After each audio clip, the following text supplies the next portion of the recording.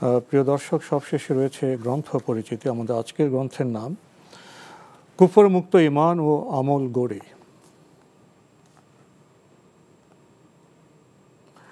গুরুত্বপূর্ণ এই গ্রন্থটি লিখেছেন ডক্টর মোহাম্মদ ইমাম হোসাইন। এই গ্রন্থটির দীর্ঘ সূচি রয়েছে।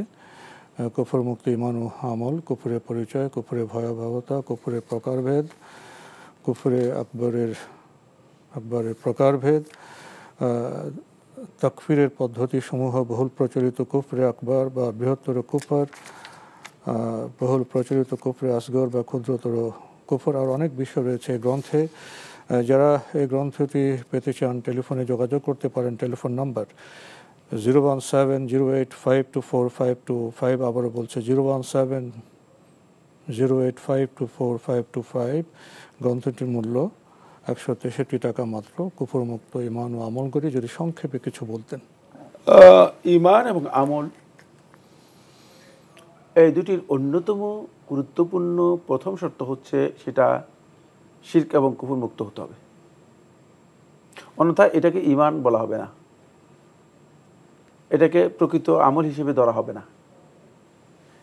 মানে কুফর মুক্ত ঈমান এই কথাটি মানে এমন যে মানে মনে হচ্ছে যেন ঈমান এবং কুফর একসাথে একত্রিত হতে পারে, আসলে না, এটি আলো এবং অন্ধকারের মতো।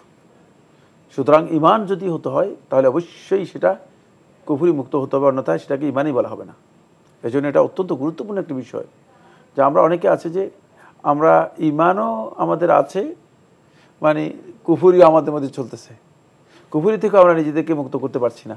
মানে আমরা অনেকটা দেখা যাচ্ছে যে মানে সমান্তরাল দুই দিকেই মানে চালিয়ে যাচ্ছি, এটা ইসলামী পদ্ধতি নয়, শেষ করতে হবে। সুতরাং এক্ষেত্রে আমাদের ঈমানকে যদি আমরা সত্যিকার খালেজ করতে না পারি, আমলকে সত্যিকার যদি আমরা খালেজ করতে না পারি, তাহলে আমরা আমাদের ঈমান এবং আমল হেফাজত করতে পারবো না, বরং সেগুলো কুফরি মিশ্রিত হয়ে যাবে। আর কুফরি মিশ্রিত এগুলো আল্লাহ তাআলার কাছে ইবাদত নয়, আমল নয়, ঈমান নয়।